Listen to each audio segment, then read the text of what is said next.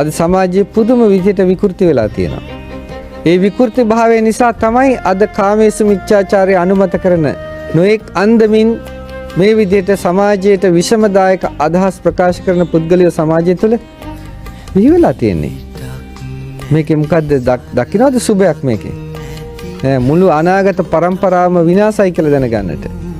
ජනමාධ්‍ය තුලින් උනත් ජනමාධ්‍ය දැනගන්න ඕනේ. ජනමාධ්‍ය තියෙන්නේ සමාජයේ විෂම කරන්නට නෙමෙයි. ජනමාධ්‍ය තියෙන සමාජයේ දූෂණය කරන්නට නෙමෙයි. ජනමාධ්‍යයක් තුලින් සමාජයේ යම්කිසි සාරධර්මයක් දියුණු කරන්න ඕනේ. නමුත් අද බොහෝ විට ජනමාධ්‍ය වල සංකල්ප වෙලා තියෙන්නේ සල්ලි හම්බ කරනවා නම් ඕන ජරා වැඩක්. ඒ තත්ත්වයට සමහර ජනමාධ්‍ය පෙළඹිලා තියෙනවා. බලන්න දරු පරපුරට වෙන විනාශය. කාටද මේ ඔක්කොම අපි කරන්නේ?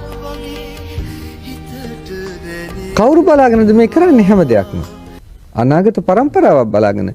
මේ අනාගත પરම්පරාවක් විනාශ වෙලා ගියාම කොහෙද සමාජයක් ඉතුරු වෙන්නේ? නිකන් හිතන්න පොඩ්ඩක් කොහේ යන ගමනක්ද අපි මේ යන්නේ?